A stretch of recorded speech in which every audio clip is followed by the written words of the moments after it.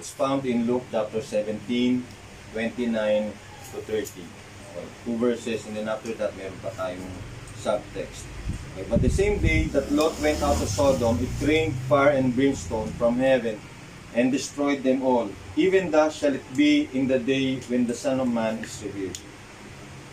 Okay, so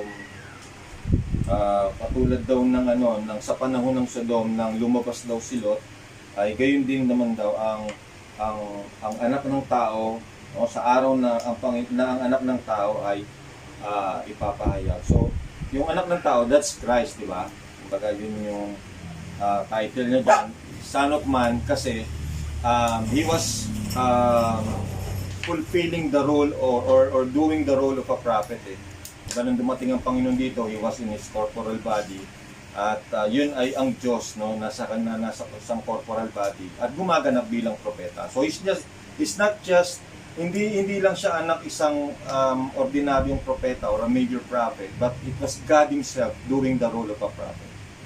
Okay, yun ang pinagkaiba niya sa ibang mga propeta katulad ni Moises. Okay, so John chapter 20, 26 to 29 is another part of the scripture. Let's continue on. And after 8 days again, his disciples were with him, and Thomas with them.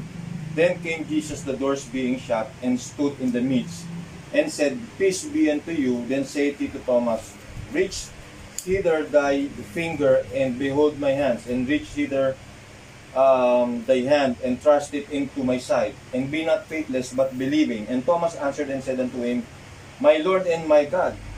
Okay, tinawag niya ang Panginoong Kristo na kanyang Panginoon at kanyang Diyos. Jesus said unto him, Thomas, because thou hast seen me, thou hast believed. Blessed are they that have not seen, and yet have believed. Okay, so purihin ng Panginoon sa kanyang mga salita. Tulungan tayo.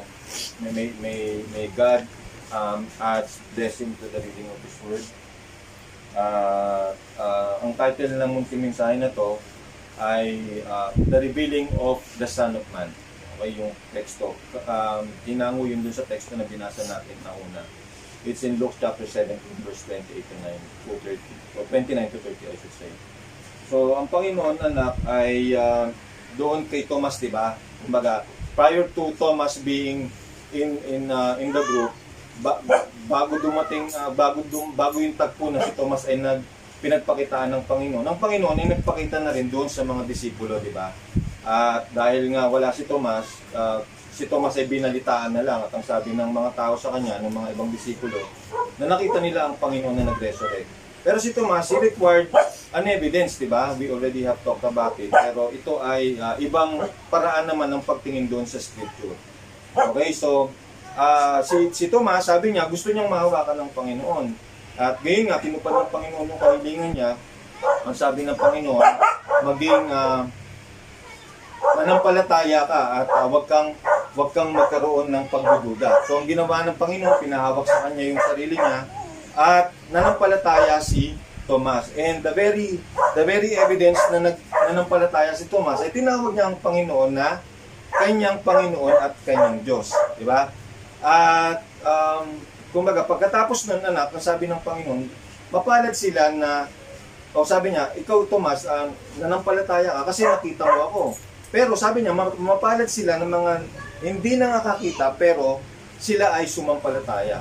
So after noon, kumbaga, nagpakita pa rin ng Panginoon sa iba't ibang mga pagkakataon. Sabi dun sa 1 Corinthians, basahin natin sa 1 Corinthians. Okay. 1 Corinthians 15:3-7. Sabi dito, For I delivered unto you first of all that which I also received, how that Christ died for us, for our sins according to the Scriptures, and that He was buried, and that He rose again the third day according to the Scriptures, and that He was seen of Cephas, then of the 12, after that He was seen of above 500 brethren at once. Okay, so at kumbaga sabay-sabay na nagpakita ang Panginoon anak doon sa 500 na mga tao. Sabi doon, di ba, above 500. So God must have showed His power, no, na yung pagiging omnipresent niya, di ba, na kumbaga at the same time nagpakita siya sa iba't ibang mga tao. Okay? So sabi doon, after that he was seen of above 500 brethren at once, so whom the greater part remain unto us unto this present, but some are fallen asleep. After that, he was seen of James, then of all the apostles. So, ibig sabihin na ang Panginoon, talagang nakita siya bago siya mag-ascend, di ba? Pero, pagkatapos no, nire-report na lang kung ano yung nasaksihan nila eh. Di ba? Yung nakita nila ng personal ng Panginoon in His corporal body after the resurrection, nire-report na lang yun. Kaya ang ginagawa ni Pablo dito sa 1 Corinthians chapter 15, sinasaysay niya na lang kung ano yung nasaksihan ng mga apostol dati. Okay, at dumating yung mga panahon na mga tao ay sumasampalataya na dun sa report na yun. Kaya sabi ng Panginoon, di ba, mapalad sila ng mga hindi nakakita pero sumampalataya. At ito yung sinasabi ni Pedro sa 1 Peter chapter 1 verse 7 to 8.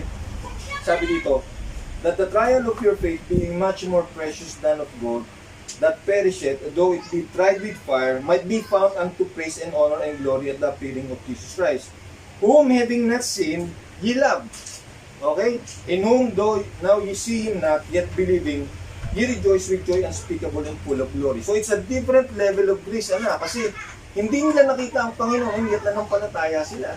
Diba? So, yun yung grace nila, na it was given to them to believe, nang bagamat hindi nila nakita ang Panginoon. Okay? So, yun ang sinasabi ng Panginoon na mga tao na mapapalad. Okay? Pero kumbaga, dumating yung maraming panahon, ang Panginoon hindi naman siya nagpapakita sa corporal body niya. Kasi, He has to stay, doon sa kataas-taasan at kumbaga, ang sinugo niya yung espiritu niya para sa yung espiritu niya ay manahan sa mga tao, and through his church ay magmanifest yung kanyang kapangyarihan. Okay? Pero God promised that in the last days He will manifest again His fullness. Kumbaga yung fullness ng Diyos ibig sabihin, di ba, ang Panginoong Kristo, when He was baptized in Jordan, the Spirit of God dwelt in Him, di ba? That's the fullness of Godhead. Pero yung mga disciples, yung mga Christian, they receive a portion of that Spirit. Okay? Meron din silang mga anointing, Hindi katulad nga lang ng sa Panginoong Kristo. Sa Book of Acts, may mga apostol doon na nagmamanifest ng kapangyarihan ng Panginoon. Diba? Pero what they have was just a portion of God's Spirit. Hindi katulad ng sa Panginoong Kristo nung siya ay na-anoint. It was the fullness of the Godhead that dwelt in Him. Okay? Pero God promised that in the last days, God will show again in a single body. Magmamanifest uli yung kanyang kapangyarihan, yung fullness of His Spirit will again dwell in a single body, pero hindi sa kanyang sariling katawan. Okay? So it was promised in Luke chapter 17. Yung basahin natin uli, yung sinasabi sa Luke chapter 17. Sabi dito, ulitin natin but the same day that Lot went out of Sodom, it rained fire and brimstone from heaven and destroyed them all. Even thus shall it be in the day when the Son of Man is revealed. Okay, so Son of Man, ibig sabihin prophetic ministry din yung gagamitin ng Panginoon para i-reveal niya yung sarili niya. So it has to be a prophet, Hindi ang Panginoon mismo ang babalik dito sa kanyang corporal body, kasi it will only happen kapag siya ay bumalik na dito para agawin ng iglesia. Okay, yan ang sinasabi ni Barbano. Tingnan muna natin yung sinasabi ni Barbano sa message niya. Okay. Sa message ni Barbano na Jehovah Jireh 1964, but if you can just realize that the very one that you serve and separated yourself from the world to serve, the very one that you love, sabi niya, the very one that's going to stand in judgment, okay? You in the judgment with Him to be judged in His presence can come right here and show that He's here. Okay? Kumbaga, ang Panginoong Kristo daw, ay magpapakita daw muli. Kumbaga, sabi niya, sa pagkakataon na yon, sabi gano'n, na ipuprove niya, sabi niya gano'n, na siya ay naroon, kasama nila doon sa meeting na yon. Now, His corporal body can't do it. Okay? Ibig sabihin ang Panginoong Kristo na nasa corporal body niya, He will stay in the heavenlies, sitting at the right hand of God. Hindi siya bababa sa ganung kalagayan, pero He will send His Spirit, okay, para i-manifest kung sino siya. Okay, yung kanyang pagka-Diyos. So that is in the form of anointing. Okay, sabi dito, sabi niya, when that comes, time is over. Oh? As the lightning cometh from the east and to west, so shall the coming of the Son be, or the Son of Man be, but His Spirit. So, ibig sabihin na kapag dumating daw ang Panginoon in His corporal body, that's the end of, kumbaga, yun yung ano na, anak, ang panahon ay magtatapos na. Time is over. Ibig sabihin, anak, it's not the time na papasok na tayo sa eternity, kung hindi, it's the time of the Gentile dispensation. Okay, tapos na yung Laodicean age na. Kasi di ba, there are 7 Gentile dispensation, di ba? 7 church ages. And the last of them is the Laodicean church. At sabi ni Barba naman, pag dumating ang Panginoon in His corporal body, tapos na yung Laodicean age. Okay, so hindi yun yung Aaron, hindi yun yung sinasabi ng Luke 17:30 na the Son of Man shall be revealed. Okay, so darating ang Panginoon upang tuparin yung pangako na yon na ang anak ng tao ay muling maipapayag sa huling panahon. Okay? Sa paraan ng anointing, o yung the fullness of the anointing, in the same way that it dwelt in Christ sa Jordan anak, ay mananahan muli ito sa isang tao. Hindi sa kanyang sarili, okay? Kung hindi sa isang propeta Aaron, nagagamitin ng Panginoon para i-anoint niya ng kanyang buong kapuspusan. O ipupuspusin niya ng fullness ng kanyang spirito. Okay, just like what happened in Jordan. Naintindihan niyo, Aaron? It's not the Lord Jesus Christ, the very person of Jesus Christ. Hindi yun anak. Kundi it's just a prophet, a redeemed man, no? Tinubos na katulad natin, which we know is Brother Branham, na ipoprove natin mamaya. Okay? So, nasa kanya yung fullness of the anointing. At ang sabi pa dito, Aaron, balikan natin yung Luke 17:29 and 30. So ito ay prophetic ministry, Son of Man Aaron. Kasi, di ba sa Bible, ang tawag sa mga propeta, Son of Man, God, Jehovah called Ezekiel Son of Man eh. Okay? So lahat ng mga propeta tinatawag na Son of Man. So it has to be a prophetic ministry that God will reveal Himself by. Okay? At ang sabi doon, katulad daw sa panahon na bago sirain ng Panginoon ng Sodom. Okay? Na kumbaga, ibig sabihin, Aaron, the world will have to be in a Sodomic condition, Aaron. No? Na kumbaga, kung kailan ang Panginoong Kristo ay tutuparin niya yung Luke 17:30. Ano nga yung Luke 17:30? The day that the Son of Man shall be revealed. Yung teksto natin kanina. Okay? It will be in Sodomic condition kasi sabi niya, katulad daw din sa panahon ng Sodom eh. Kung kailan ang anak ng tao ay maipapahayag. Okay, so ano daw yung Sodomic condition na yan? Hindi yan isang lugar lang, anak. It's the condition of the world. Kaya sabi ni Barbanam, this Laodicean church age, anak, is Sodomite age eh. Okay, tingnan natin yung sinasabi ni Barbanam sa mga statement niya. Okay. Sabi dito, Jesus Christ the same yesterday, today, and forever, 1963. And we've seen the church go right into it through Luther, Wesley, Pentecost, and right down to the end. See? And here we are, Laodicean age, the Sodomite age. Okay? Yan yung, sabi yan, and here we are. Oh, nandun na daw tayo. When Barbanam was ministering sa Iglesia Aaron, ang tawag niya sa Laodicea anak is a Sodomite age. Ito yung last or the 7th church age na kung saan nabibilang tayo. So dito na dapat matutupad yung pangako ng Luke 17:30 that the Son of God or the Son of Man I should say shall be revealed. Okay? So balikan natin ngayon Aaron kung ano yung nangyari sa panahon ng Sodom na ang Panginoon anak ay nagpahayag sa kanyang kabuuan. Okay, when I say kabuuan anak, the fullness of deity is expressed in a body of flesh. Okay? Okay. Kasi pag sinabi mong Son of Man anak, ang Diyos na nananahan sa laman eh. Okay? In His prophetic ministry. Pero anak, kumbaga, pagdating doon sa Genesis, ganun din ang ginawa ng Panginoon. Ang buong kapuspusan ng Diyos ay nanahan sa laman. Pero anak, hindi ito katulad sa Panginoong Kristo na ang Panginoon ay ipinagbuntis ng, yung katawan niya ay pinagbuntis ng isang birhen, tapos doon siya nanahan, and he called it his own corporal body. Doon sa Genesis, anak, nung nagpakita ang Panginoon kay Abraham, no, remember the story, di ba? Nung si Abraham ay nandoon sa labas ng tent niya, biglang may dumating anak na 3 tao, di ba? And one of them ay tinawag ni Abraham na my Lord, di ba? Which is capital L-O-R-D. Sabi ni Barbanam, tinawag daw ni Abraham na si Elohim yun. Tapos, anak, pinagandaan niya ng pagkain, na uminom ng gatas at kumain ng ng kinatay na hayop. Okay, so ibig sabihin, that was Jehovah in flesh. Kasi nakakain siya eh. Otherwise, hindi kayang kainin ng Panginoon yun, being a spirit, tama ba?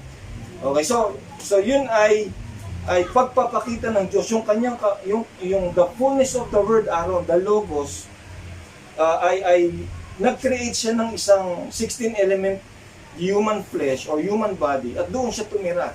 O ibig sabihin, pansamantalang tumira, at nagpakita siya kay Abraham. Okay?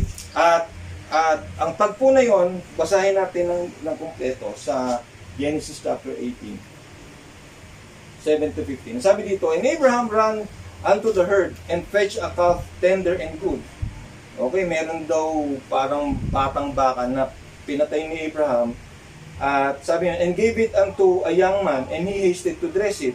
And he took butter and milk and the calf which he had dressed, and set it before them, and he stood by them under the tree, and they did eat. So anak, yung mga tatlong nakita ni Abraham, Aaron, kumain, di ba? Kasi pinagandaan niya ng pagkain. As I already have mentioned, that one of them ay tinawag ni Abraham na si Elohim.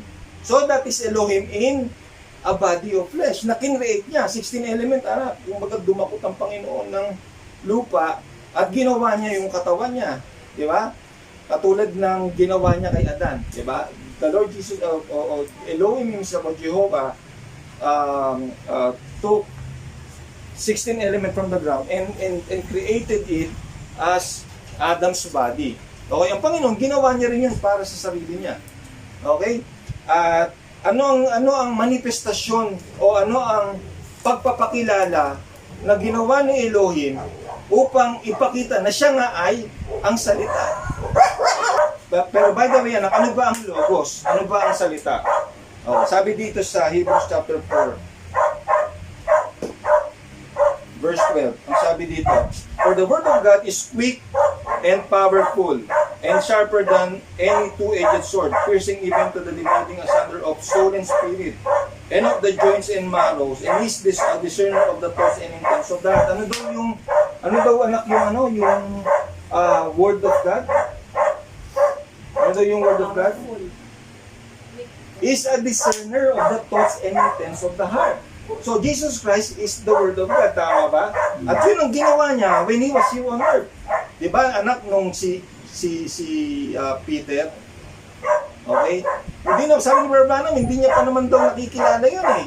Pero nung humarap siya sa Panginoon, sabi ng Panginoon, sabi niya, Simon, son of Jonas. Okay? Ang sabi ni Barbanam, anak, kumbaga si Simon daw o si Pedro ay hindi kilala ng Panginoon. Eh di lalo na hindi niya kilala kung sino yung tatay niya. Pero sabi ni Barbanam, kumbaga, diniscern niya kung sino yung tao na yun. Okay, ano ba anak? Doon sa Samaritan woman, di ba? Sa woman of the well.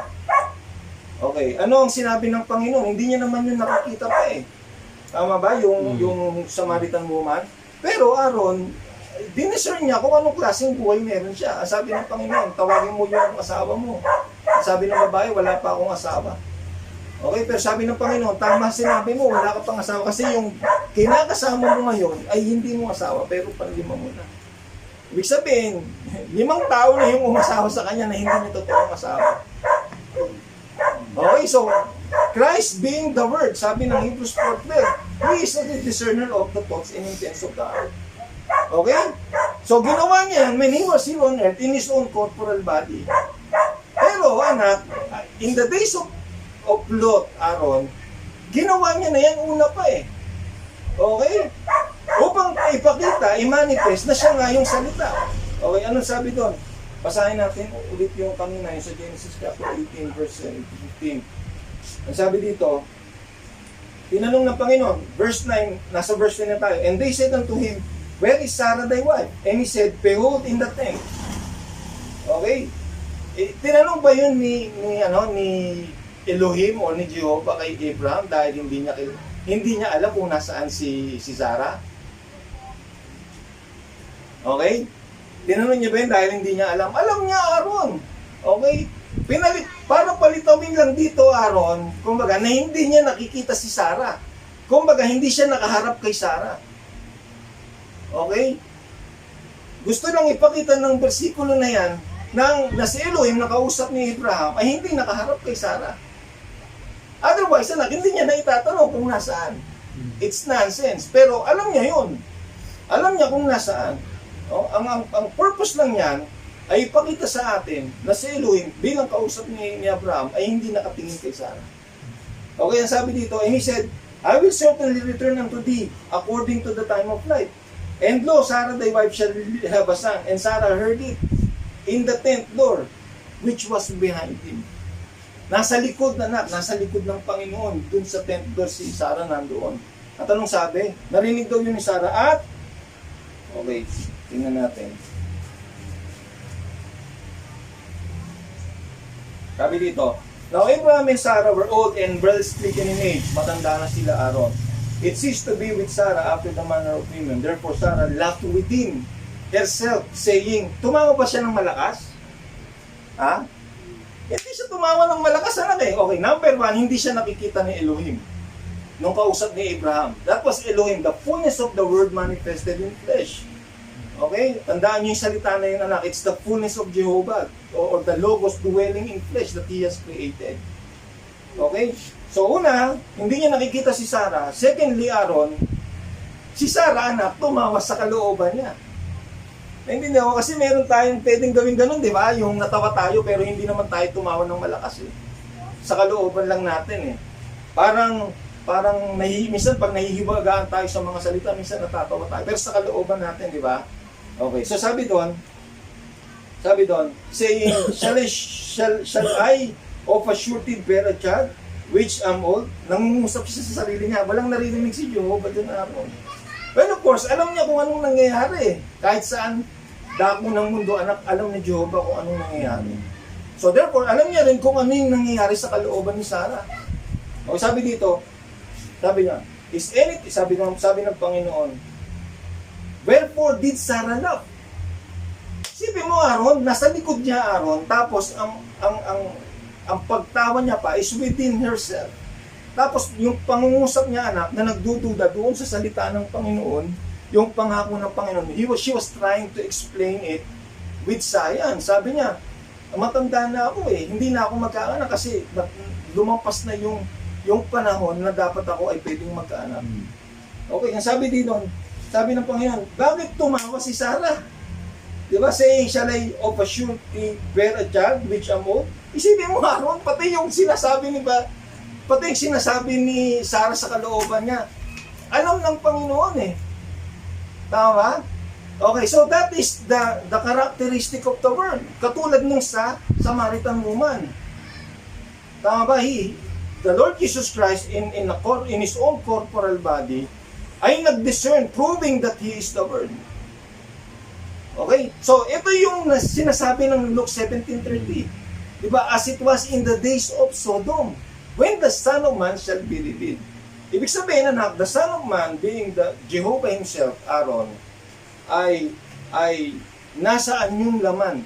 Okay? Kasi kung creation lang, sabi ko nga kanina, he took 16 element from the ground, tapos sabi ni Barbanam, gumawa siya ng isang katawan, doon siya tumira, temporarily. Okay? So, yan ang naganap sa panahon ng Sodom. At sabi ni Barbanam, this Laodicean age is a Sodomic age. So, therefore, ito yung panahon na matutupad uli yung pangyayari na yan. Okay? Gusto kong hindi natin malampasan kahit alin dito. Okay. So, ito kasi anak kung kung bakit tinawag ng prophet na Sodomic Age, Aaron. Kasi ang mga anthropologists, Aaron, or yung mga social scientists, hindi nila maipaliwanag na bakit itong mga huling mga dekada, Aaron, na napakabilis magpalit ng kaisipan ng tao, no? Yung pagiging biased mentality nila, anak, ay kumbaga na nagkaroon ng pagbabago na dati iba ang tingin nila sa mga homosexuals, di ba? Kumbaga nakakahiyang bagay yun na ang tao ay isang homosexual. At meron silang, ang tawag nito, meron silang discrimination, Aaron, sa mga homosexual. Tinitingnan nila yun na hindi normal na tao. Kaya may mga homosexual, nung araw-araw, nahihiya silang lumantad Tama ba? Okay, pero Aaron, hindi, itong mga nakalipas na mga dekada, napakabilis daw ng pagtanggap ng tao at pagpapalit nila ng kanilang bias mentality. Na hindi may paliwanag bakit ganun kabilis, no? Sabi ng mga anthropologists o yung mga social scientists. Kasi di ba merong mga bias mentality ang tao, katulad ng racial discrimination, di ba? O kaya yung separation ng babae at lalaki na tinitingnan ng mga babae as a weaker gender, di ba? Pero Aaron, matagal na panahon bago magkaroon ng pagtanggap ang mga pagbabago ng kaisipan ng mga tao patungkol sa mga bagay na yan Di ba? Pero nagtataka yung mga anthropologists, Aaron, bakit daw sa panahon natin napakabilis ng ang tao ay magpalit ng kaisipan patungkol sa pananaw nila sa mga homosexual. Ngayon anak, ang mga magulang na ang nagtutulak sa mga bata na maging homosexual Di ba? Tanggap na nila. Minsan nga naka-diaper pa, sumasayaw sa Facebook. Baklang-bakla ang dating Tuwa-tuwa yung mga magulang. No, hanggang sa pagtanda ng mga bata, ang tawag nila dumbading. So, ganun kabilis, Aaron. Bakit? Kasi dito yung panahon na sinasabi ng propeta that this is a Sodomic age, which is Laodicea. Kaya dito matutupad yung pangako ng 1730 or Luke 1730. Okay.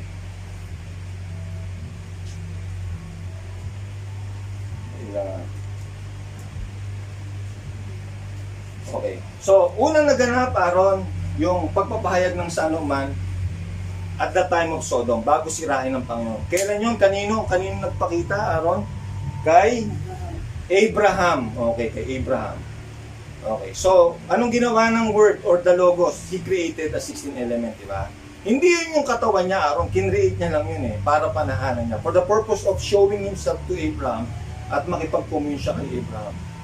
Okay? So, pangalawa na naganap yun, Aaron, was when the Logos himself ay hinubad niya yung kanyang theophany.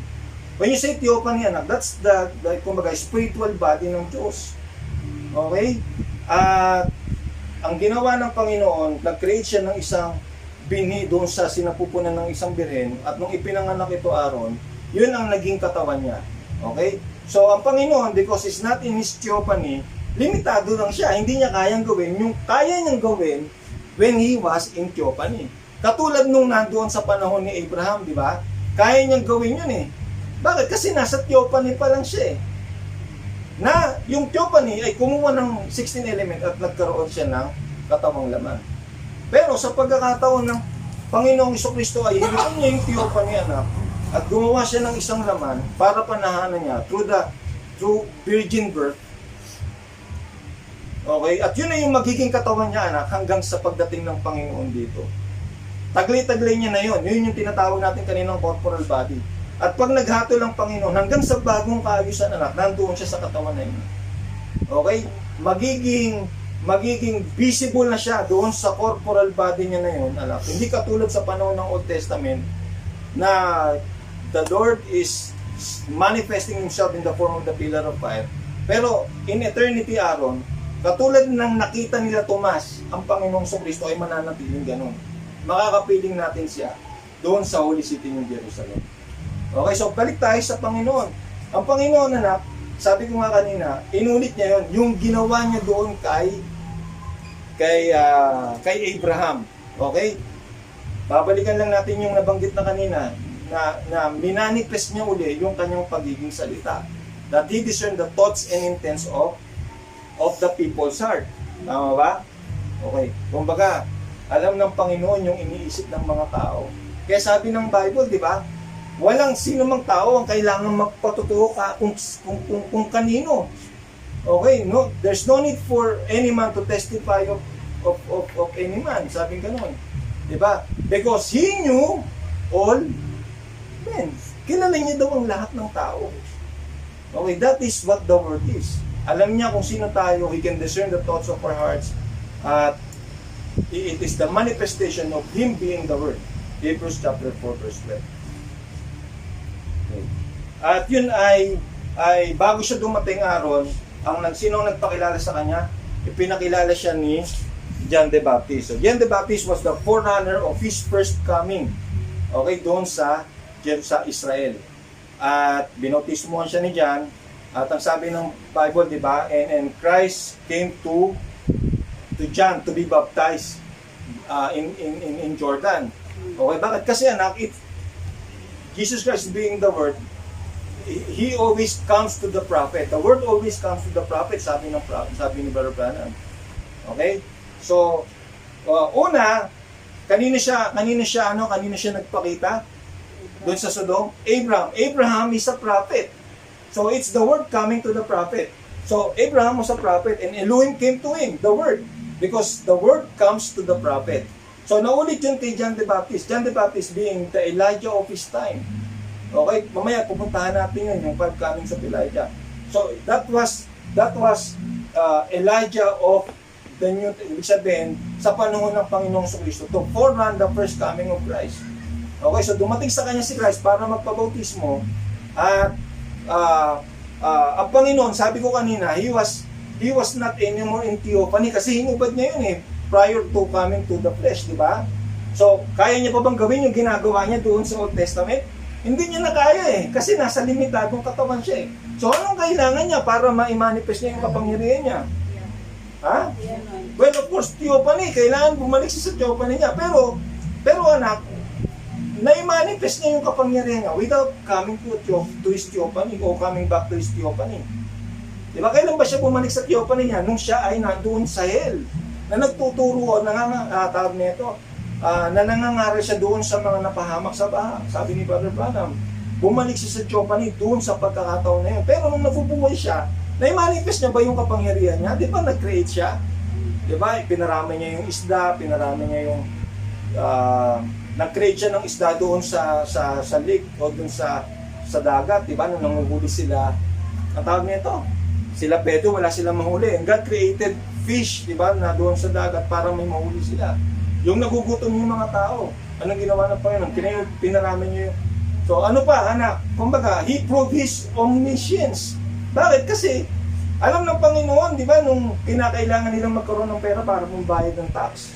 Aaron, anong ginawa niya? Sabi niya, inupusan niya si Pedro, sabi niya, pumunta ka doon. Ang unang huling makakawin mo, may isda o may pera doon sa isda na yun. Kunin mo at ibayad mo sa kanya at para sa akin at sa iyo.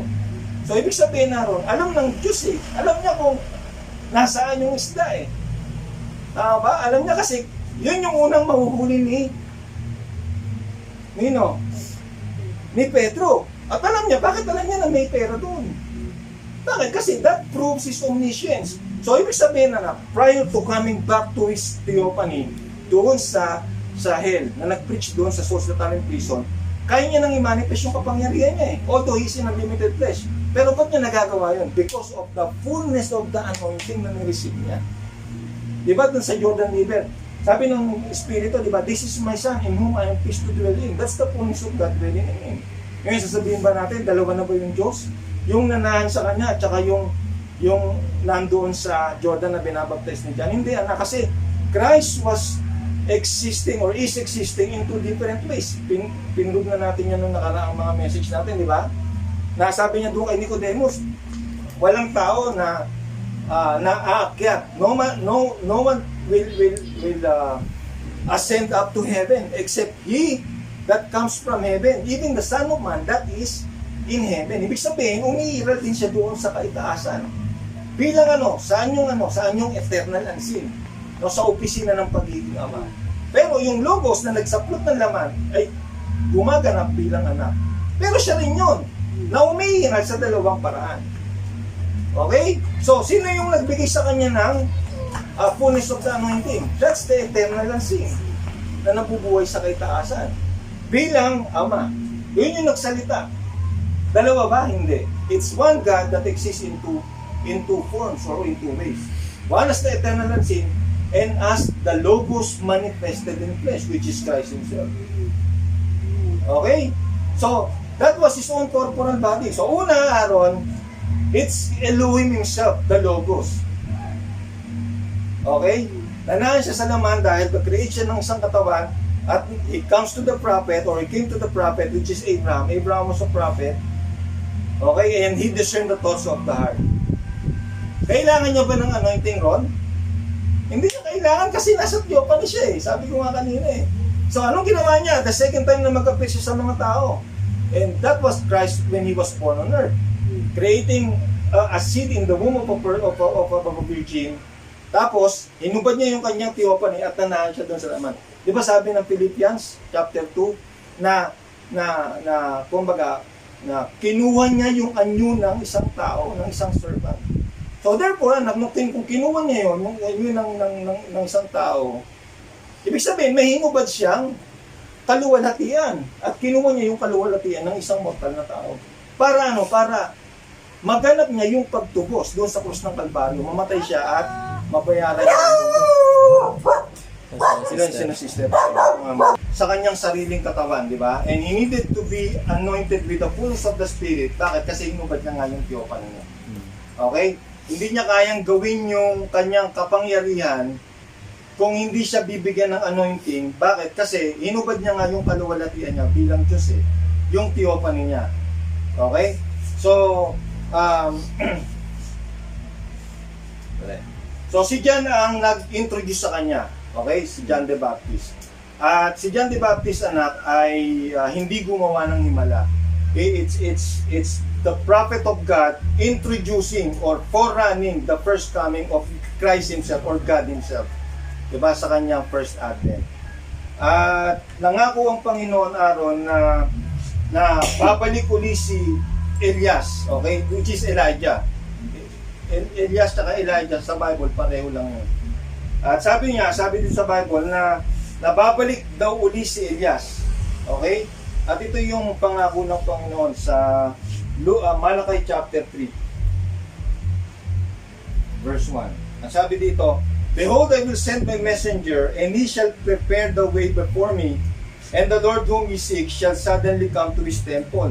Even the messenger of the covenant, whom ye delight in, behold, he shall come, saith the Lord of hosts."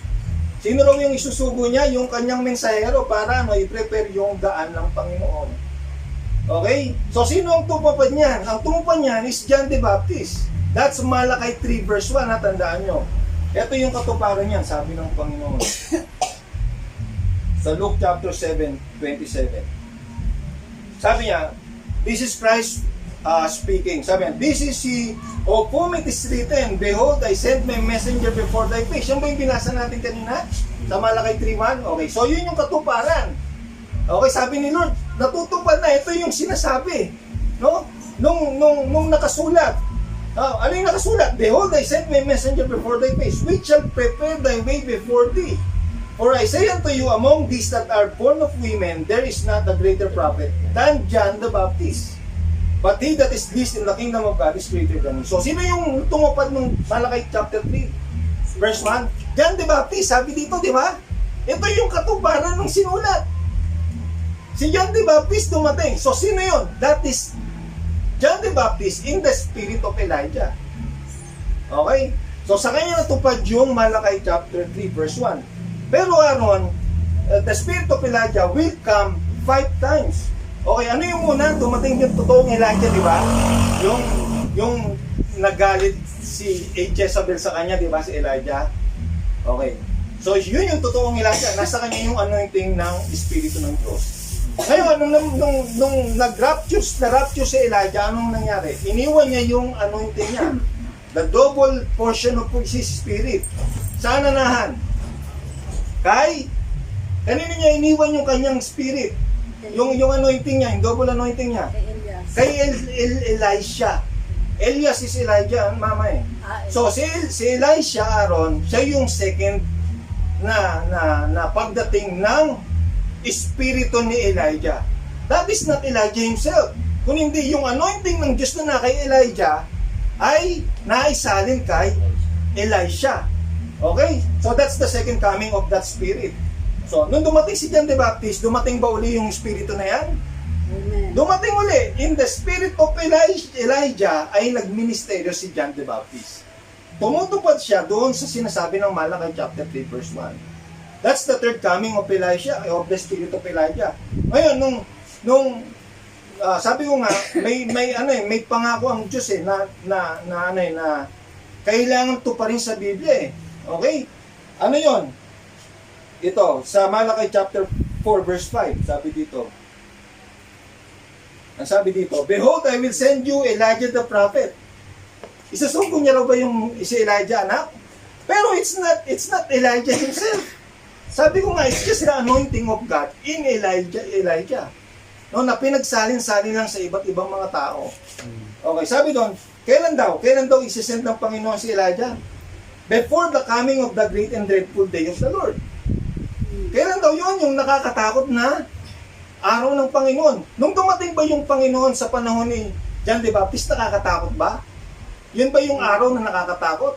Hindi, kasi that's the acceptable year of the Lord eh. Di ba? Hindi yung nakakatakot kasi doon ang Panginoon mag-o-author ng biyaya eh. Tama ba? Okay, so, hindi yun yung katupar. Ibig sabihin na yung Malakay chapter 4 verse 5, hindi yun yung katuparan kay John the Baptist. Kasi John the Baptist fulfills Malakay chapter 3. Okay? So, kailan ito natupad? Matutupad yan before the great and dreadful day of the Lord. Bago ang paghatol, ang galit ng Panginoon, bago dumating yung galit ng Panginoon. So, yan ay pinulpil ni Brother Branham. Kasi this is the end time. This will happen in the end time. Okay, so kailan niya natupad? Sabi dito, Matthew 17:10 to 12. Sabi dito, And his disciples asked him, saying, Why then say the scribes that Elias must first come? Panginoon, bakit sinasabi ng mga skriba sabi, na darating muna si Elias? Sabi niya, and Jesus answered and said unto them, Elias truly shall first come and restore all things. Ibabalik niya daw yung lahat ng bagay. Okay? Kailan yan mangyayari? Nangyari yan at ito ang tupad sa panahon ni Brother Branham. When all the mysteries, di ba, nung yung lahat ng mga hiwaga ay ipinanumbalik ng Diyos sa pamamagitan niya. Fulfilling Revelation chapter 10:7. Yun yung pag-aaralan natin mamaya. But I say unto you that Elias is come already. Kumbaga, may pagdating pa si Elias at merong pagdating na. Tama ba? Sabi niya, darating si Elias para i-restore ang lahat ng mga bagay. Pero sabi niya, si Elias ay dumating na rin ngayon. Kailan yun? Sa pagkatao ni John the Baptist. Okay, so meron pang-apat na pagdating si Elias. Tama ba? Una, ulitin natin, sa panahon ni totoong Elijah. Okay. Pangalawa, nung isinali niya yung double portion of his anointing kanino? Kay Elisha. Pagdating ni John the Baptist, na-fulfill pa uli. Nagkaroon uli ng pagmiministeryo yung spirito ni Elijah. Okay, pagdating ni Brother Branham, mauulit yun. That's our Elijah of this age. Okay, ngayon, pagkatapos ng Gentile dispensation, babalik ang biyaya sa mga Hudyo. At yung totoong Elijah, namatay ba si Elijah? Hindi. Hindi ba kinuha siya ng apoy? Yung chariot of fire? Okay, so, the same Elijah na hindi namatay, babalik sa mga Hudyo. Pati si Moses ba namatay? Pero yung katawan niya nakita ba? Hindi. So, ano nangyari doon sa katawan na yun? Hindi na makita. Bakit? Kasi kinuha ng Panginoon yun, ni-resurrect ng Diyos.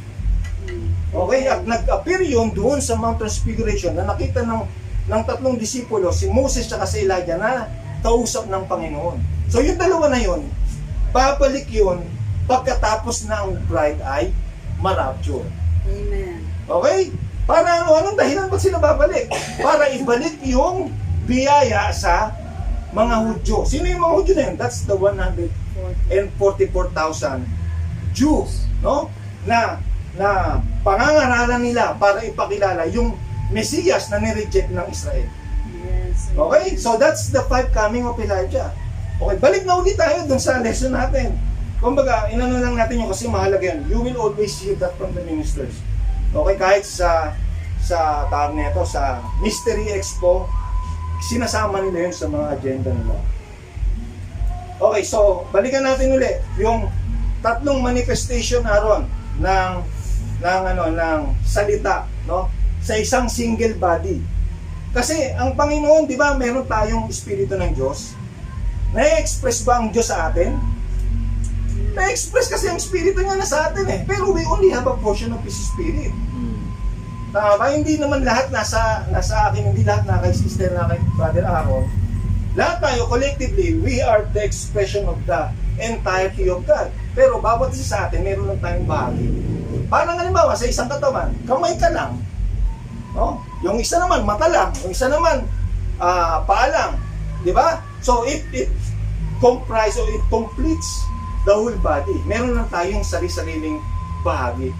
Okay? Pero anak, kumbaga, ang pinag-uusapan natin is the manifestation of the Spirit of God, yung fullness of His Spirit, no, yung kabuuan niya sa isang single body. Okay, una, balikan natin, Elohim. Si Elohim, kanina siya nagpakita? Kanina siya nagpakita? Kay Abraham. Pinakain ni Abraham, di ba? Pero anong katawan meron siya? Balikan natin. Kinreate niya, 16 element. Tama ba? Hindi niya yun katawan talaga. Kumuha lang siya ng katawan. O gumawa lang siya ng katawan, tapos doon siya nanahan. Okay? Tapos nakausap siya ni Abraham, kumain kasama ni Abraham, at nag-discern ng kaisipan ni Sarah. Sabi niya, bakit si Sarah tumawa? At ito pa yung sinabi niya sa kanyang kaisip. Sabi mo, napakakapangyarihan ng salita. Bakit? Kasi sabi ng Hebrews chapter 4 verse 12, the word of God is a discerner of the thoughts and intents of the heart. Pagdating ng Panginoon, Aaron, okay, iniisa-isa ko lang. Pagdating ng Panginoon, anong katawan meron siya? Yung sarili niyang katawan. Born of a virgin. Diba? So anong tinanggap niya? It's the fullness of Jehovah dwelling in that baby. Okay? Tandaan natin, sabi ng ibang ministro, naging Diyos lang daw si Christ doon sa Jordan nung nanahan ng Ama sa Kanya. Hindi. Kasi nung baby pa lang siya, Diyos na siya eh. Di ba? Sabi ni Lord Branham, it's Jehovah crying in the manger. It's the fullness of deity dwelling in a body of flesh. Di ba? Nung isinilang yung bata, inubad ni Jehovah yung kanyang theophany, nanahan siya dun sa bata. Pero wala siyang kapangyarihan. Kasi hinubad niya eh. Tama ba? Para siya ay mamatay. Pero nung nandoon siya sa Jordan, tinanggap niya yung kapangyarihan na yun. Uli. By way of anointing. Ano yung nanahan sa kanya? It's the fullness of the anointing. Walang sukat. Okay? Pero, sabi ng Luke 17:30, mamuulit daw ba yun? Mamuulit yun. No? As it was in the days of Sodom, so shall the Son of Man will be revealed. Okay, sino yung Son of Man? That is Elohim. The fullness of Elohim will be revealed again in a human flesh. Bababa ba siya? Si Jesus Christ? Hindi na. Kasi mag-aantay ang Panginoong Kristo hanggang sa kanyang pangalawang pagbabalik. So sa anong paraan na siya ay babalik? In the form of the fullness of the anointing. Sa kanyang sarili ba uli katulad sa Jordan? Hindi. Sa isang propeta. Okay? So dati, Aaron, dati sa Genesis, magkahiwalay yung propeta at saka yung si Elohim. Sino yung propeta? Si Abraham. Diba? Si Elohim in the body of flesh. Pagdating sa Old Testament, Aaron, magkahiwalay yung propeta at saka sino? Si Elohim. Diba? Si Elohim, si Jesus Christ. Tapos yung propeta, sino? Si John the Baptist. Tama ba? Okay. Pero pagdating kay Brother Branham, isang katawan na lang. Hindi ko sinasabi na si Brother Branham si Elohim, but the fullness of the anointing is in Brother Branham. Yes. Okay, hindi yun yung persona ng Diyos na nasa sa kanya. Anointing lang, yung kabuuan ng anointing. na nasa kanya, katulad ng tinanggap ng Panginoong Kristo sa Jonah. Okay, so, siya rin ba yung propeta? Siya din eh. Tama ba? Siya din yung propeta at sa kanya rin nanahan, sa katawan na yun, yung fullness of the anointing. Okay, so in the person of Brother Branham, pero kaya ang daming mga tao na sumasamba kay Brother Branham, eh. Bakit? Kasi ang akala nila, anak, si Brother Branham ang Diyos. Hindi. Oh, may mga nagtatanong sa kanya, ikaw ba ang reincarnated Jesus? Sabi ni Brother Branham, hindi ako. Pero ano ang nasa kanya? It's the fullness of the anointing of the Lord Jesus Christ. Okay? Nananahan sa isang tao na tinubos lang. Okay, so naiintindihan niyo na yun ha, yung coming of the Son of Man. Okay, yun yung title natin. So kailan darating yung Son of Man? Oo, yung Son of Man ay maipapahayag uli. Luke 17:30, babalik tayo.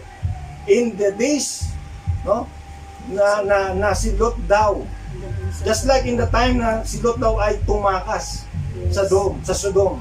So shall it be when the Son of Man shall be revealed. Okay, so kailan yun? Sa panahon ng katulad sa Sodom. Ngayon, Sodomic age na tayo eh. Sabi ni Barbara, kanina, di ba? Okay, so ngayon matutupad. Okay, natupad yun sa pagkatao ni Brother Branham. Receiving the fullness of the anointing of God. So natupad na yun. Pero ito, yung kanina, yung subtitle natin. Ano yung subtitle natin? Kay Tomas, sabi ng Panginoon, ngayon, Tomas, nakikita mo ako. Kaya ka nananampalataya. Di ba sabi ni Tomas, sister? Kumbaga, sabi ni Tomas, hindi ako maniniwala sa inyo hanggat hindi ko nahawakan yung tagiliran ng Panginoon tsaka nahawakan yung kanyang kamay. Pero sabi ng Panginoon sa kanya, nung nagpakita uli ang Panginoong Kristo, the resurrected Christ, sabi niya, Tomas, halika, hawakan mo ako. Huwag kang mapagduda, manampalataya ka. Sabi ng Panginoon, mapalad, sabi niya, ngunit mapalad sila. Ngayon nananampalataya ka kasi nakita mo ako eh, pero mapalad sila na hindi nakakita pero sumampalataya. Yes, amen. Okay? Ngayon, si Brother Branham, anak, when he was here on earth, nung nagbiministeryo pa siya, ano ang ginagawa niya? Nagdi-discern din siya eh, ng mga tao eh. Diba, anak, napaka-imposible yung isipin yun eh. Yung mga tao, sasabihin niya kung ano yung sakit. Tapos, ang napaka-imposible pa, alam na ni Brother Branham, Aaron, kung sino yung pinagpe-pray mo. Sasabihin niya, nandito ka, hindi dahil may sakit ka. Kung hindi, merong tao na ipinunta mo dito para ihingi mo ng tulong. No, siya yung may sakit. At ito yung sakit niya. At ito yung pangalan niya. At nagkasakit siya dahil ganito ang ginawa niya. Umuwi ka na dahil magaling na siya. Dinasay niya ba? Katulad yun yung ginawa ni Elohim, di ba? Ano yung ginawa ni Elohim? Si Sarah. Hindi niya naman nakikita eh. Sabi niya, si Sarah tumawa at ito yung iniisip niya.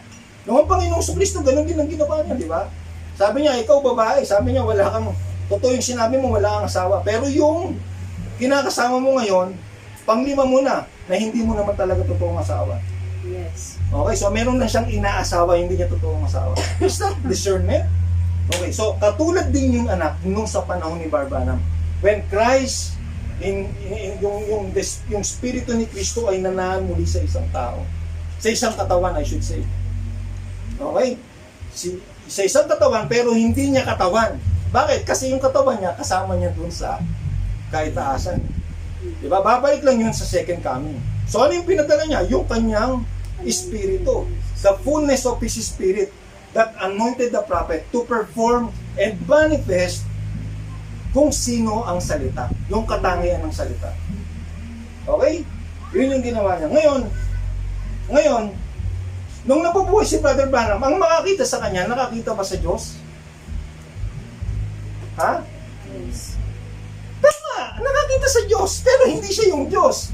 Lamang, nakikita mo yung manifestasyon ng salita. Di ba yung kapangyarihan ng Diyos na nagagawa niya? Yun ang Diyos. Pinapakita ng Diyos na siya ay nandoon sa tao na yun. Pwede mong makita, di ba? So nakita mo ang Diyos sa ministeryo ni Brother Branham. Okay? So yung mga tao na nampalataya, isipin mo, Aaron, pag sinabi ng nandiyan ka sa prayer line, pag sinabi ng propeta sa iyo na ito ang pangalan mo, hindi pa naman kayo nagkikita. Dito ka nakatira. Ang dahilan kung bakit nandito ka ay ganito. Ito ang sakit mo.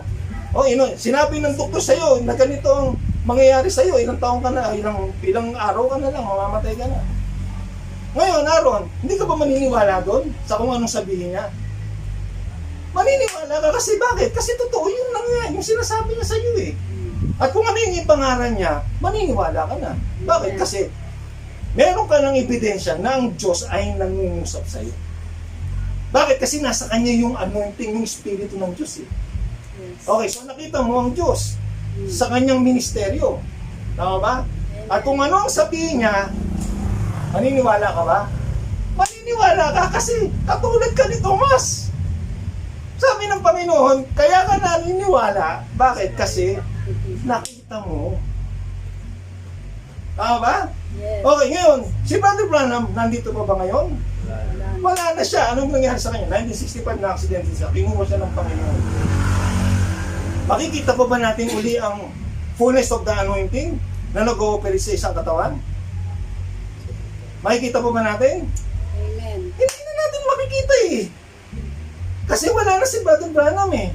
Sa kanya ipinangako yung Luke 17:30 that the Son of Man shall be revealed eh. Eh wala na yung Son of Man. Yung ginamit ng Panginoong Jesucristo na Son of Man. Yung propeta wala na. So makikita mo pa ba yung salita? Ibig sabihin, makikita mo pa ba ang Panginoong Jesucristo sa isang single body? Hindi na kasi kinuha na nga yung ginagamit niyang katawan eh. Makikita mo na yun sa isa't sa bawat isa sa atin. Pero in a portion. Okay? Pero si Lord Jesus Christ, nung nagpakita siya doon kay Thomas, hindi naman bahagi lang ng pagka-Diyos yun eh.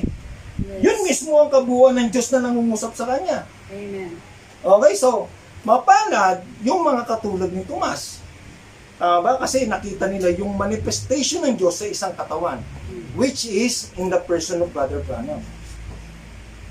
Okay, pero sabi ng Panginoon, sino daw yung mapalad? Yung mga hindi nakakita pero nanampalataya. So, sino yun? Tayo na yun. Tayo na yun. Kasi hindi naman natin nakita si Brother Branham, namatay na siya. Tama ba? Amen. So, mapalad tayo. Bakit kailangan mamatay ni Brother Branham? Ibig sabihin, bakit kailangan kunin siya ng Diyos? Bakit siya kailangan kunin ng Diyos, Aaron? Pwede naman, Aaron, nadalhin siya ng Panginoon hanggang sa rapture eh. Tama ba? Pwede naman eh. Kaso lang, Sasambahin. okay. Tumitipo si Brother Branham kay Eliezer. Sino yung Eliezer? Si Eliezer ay servant ni Abraham. Okay? Anong sabi ni Abraham sa kanya? Basahin natin. Sa Genesis chapter 24 verse 3 to 8. Sabi dito, and I will make thee swear by the Lord, the God of heaven. Sino nagsasalita? Si Abraham. Sino kausap niya? Si Eliezer, yung servant niya, Aaron, pinakamatandang servant niya, pinagkakatiwalaan niya, Aaron. Kasi kung hindi pinanganak si Isaac, sa kanya ipapamana yung lahat ng kayamanan ni Abraham eh. Tama ba? So si Eliezer, yung talagang trusted person ni Abraham. Okay. Sabi niya, thou shalt not take a wife unto my son of the daughters of the Canaanites.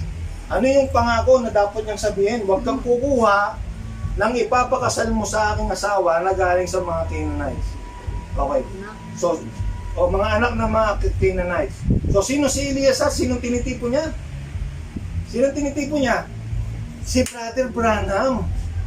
So, sino yung nagsugo sa kanya? Si Abraham. So, sino yung tinitipo ni Abraham? Si Lord. Ang Diyos kasi ang nagsugo kay Brother Branham, si Lord eh. Naintindihan nyo? Okay, ito yung sinasabi ni Brother Branham. Sabi dito. Okay. Ashamed, 1965, pendage ni Brother Branham. Sabi dito, paragraph 93. And I said, surely there is something in this word of God from Genesis to Revelation that some character in there that you dealt with. Kasi nananalangin si Brother Branham dito, Aaron eh. Kumbaga, tinatanong niya sa Panginoon, ano pa yung nagawa kong mali? So sabi dito, sabi niya, that some character in there that you dealt with would be on the same basis. That would be my question. If somebody done something and you got after him about it, then let me turn to that place in the Bible. And if somebody, whatever they done, sabi niya gano'n, it will lean my way. Where I've done wrong or something you want me to do or haven't done, let me see some character in the Bible like that. Ibig sabihin, Mama, gusto ni Brother Branham, kausap niya ang Panginoon sa panalangin. Lord, bubuklatin ko yung Biblia, ipakita mo sa akin yung karakter ng isang tao sa Biblia na nagkasala sa iyo, na pwede kong ma-relate yung sarili ko, na yung ginawa niyang kasalanan ay naging kasalanan ko rin, para maitama ako sa iuli. So ang sign na hinahanap ni Brother Branham ay yung talata sa Biblia. Ano yung gusto mong ipagawa sa akin, Lord? Sabihin mo sa akin sa mga talata ng Biblia. Okay, so basahin natin. Sabi nito, and I close my eyes. Sabi niya, just let the Bible fall open. Pinabayaan niya lang daw ng Biblia ay bumukas. Sabi niya nun, but my finger on the scripture, Genesis 24:7. Yan yung binabasa natin kanina eh. Yes. Tama ba? Sabi dito, Eleazar, Branham's faithful servant. Sabi niya gano'n. The model servant of the Bible being sent to hunt the bride for Isaac. Ano daw yung task na binigay kay Eleazar? Maghanap ng mapapangasawa si Isaac. Sabi niyo, chills run over me. Sabi ng Branham, nanlamig ako eh. Sabi niya gano'n, sabi niya, sure, that's right. With the rest of my message, pulling out the bride. He said, sabi niya, swear that you'll not take a bride out of this, but sandali, mukhang nawala na, hindi ko na ayan. Okay, hindi na natin hindi na natin na kumpleto. Pero, so, sabi ni Brother Branham, yun ang sagot ng Panginoon sa kanya, di ba? Na, ito yung dapat mong gawin. Di ba? Yung pagtitipo, na ikaw si Eleazar ngayon. Di ba? That you have to, kumbaga, you have to find a bride for my Isaac. Amen. Sino si Isaac? Si Lord Jesus Christ. Diba? And we are the bride of Christ. Pero anak, ang pangako na yan, okay, kalakip ng pangako na yan, o kalakip ng task na binigay kay Eleazar, wag mong dadalhin si Isaac sa lugar na pupuntahan mo.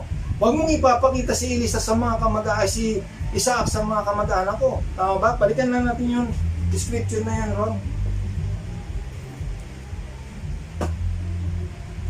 Genesis chapter 24, 3-12. Sabi dito, sabi yan, but thou shalt go unto my country and to my kindred and take a wife unto my son Isaac. And the servant said unto him, peradventure the woman will not be willing to follow me unto this land.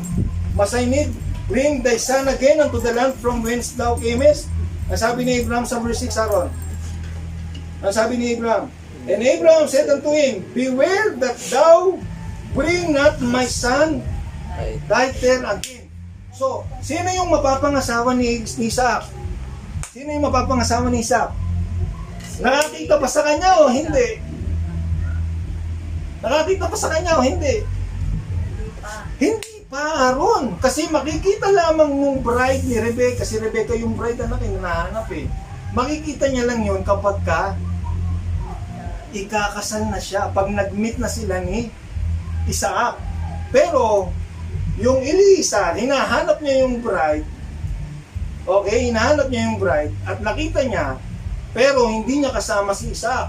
So ngayon, Aaron, kumbaga wala na yung Isaac na pwede nating makita. Bakit? Kasi wala na si Brother Branham eh. Si Brother Branham ba yung Isaac? Hindi. It's the fullness of God in him. Yun yung Isaac na nagmamanifest sa kanyang ministeryo.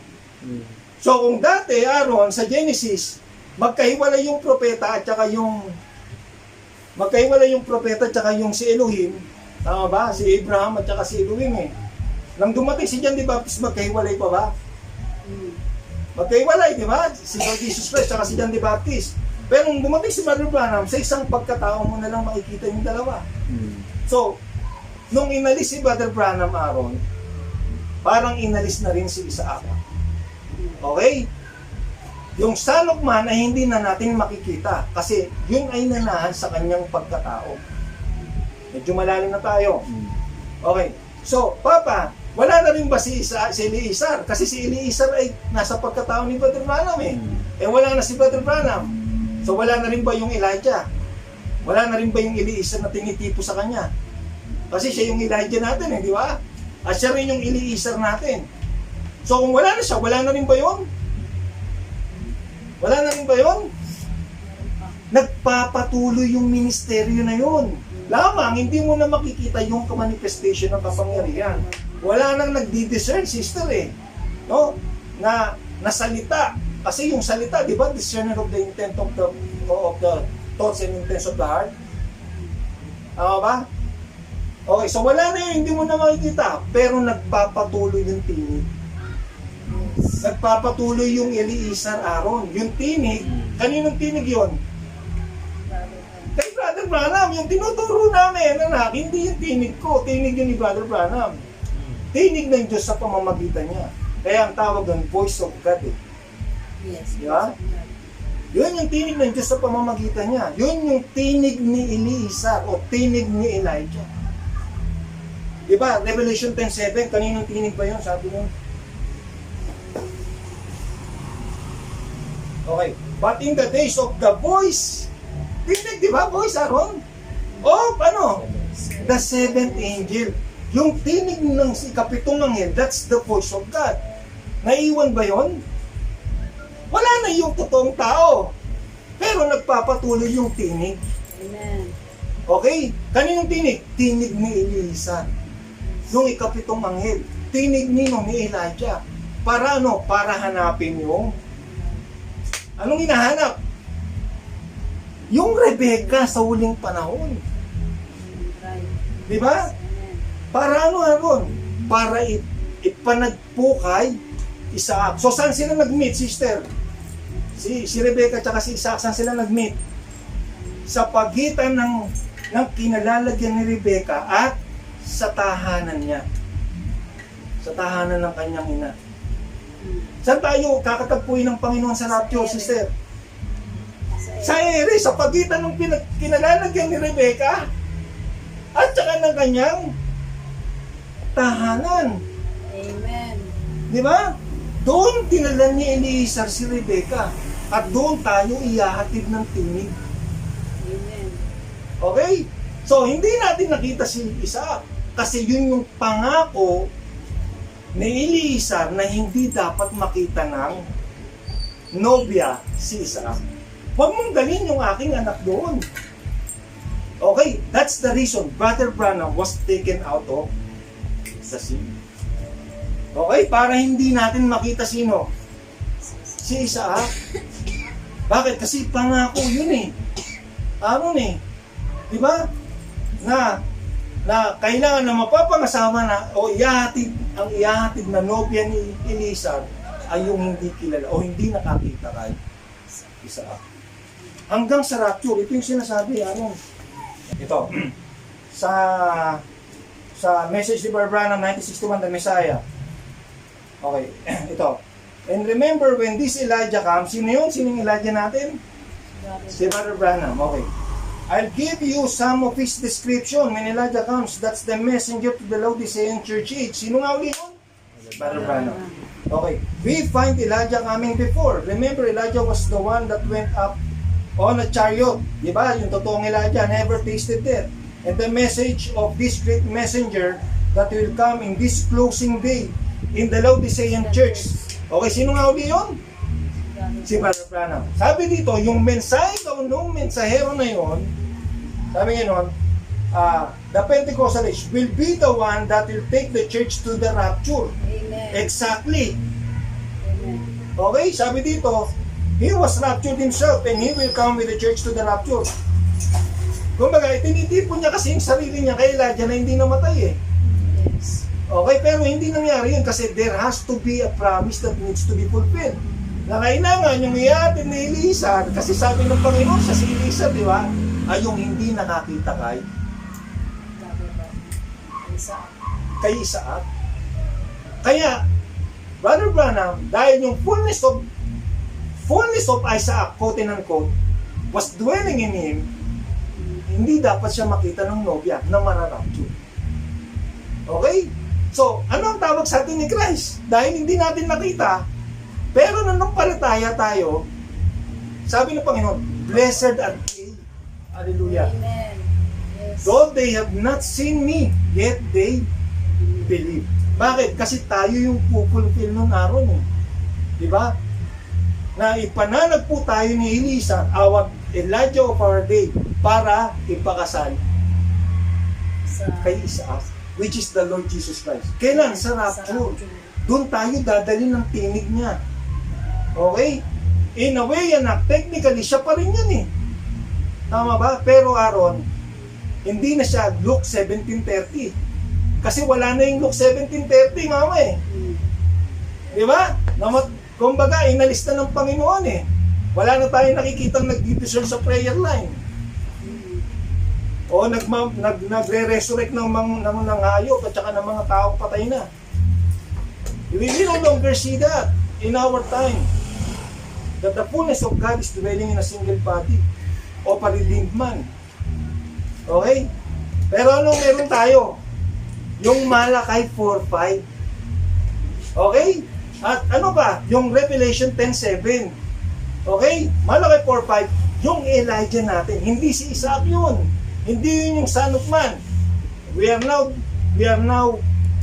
What we have now is Elijah. Okay? Kasi natapos na yung Luke 17:30. What we have now is Malakay 4:5 and Revelation 10:7 that will find a bride for Isaac. Amen. Okay? Naintindihan niyo na? Praise the Lord. Salamat sa Panginoon. Hanggang doon lang. Kumbaga, gusto ko sana siyang gawing part 2 eh. Para medyo mas maintindihan natin eh. Pero sabi ko, pagka pinarto ko pa yan, baka mawala lang yung momentum eh. Siguro, kumbaga, yung mga portion by portion, uulitin na lang natin in our previous services para mag-sink in sa atin. So ngayon, marami pa tayong mga, di ba, mga medyo nakakawala pa eh. Di ba? Pero huwag kayong mag-alala as we continue on serving the Lord, ay maintindihan nyo pa rin yan ng lubos. Pero somehow, meron kayong overview na, di ba, kung bakit ganun ang ministeryo ni Brother Branham. Kasi ang ginagawa ng tao ngayon, nung nawala na si Brother Branham, may gustong ipalit kay Brother Branham. No, kaya may mga lumilitaw ng mga propeta na kapalit ni Brother Branham eh. Natawag nila doon, 8-day ministry. Pero wala nang age, wala nang Gentile age eh, after Brother Branham eh. Di ba? Okay, so yung ministeryo ng Elijah o ministry Aaron hanggang sa rapture. Because Elijah or Elisa will have to find a bride for Isaac na hindi siya nakita. God bless you mga anak.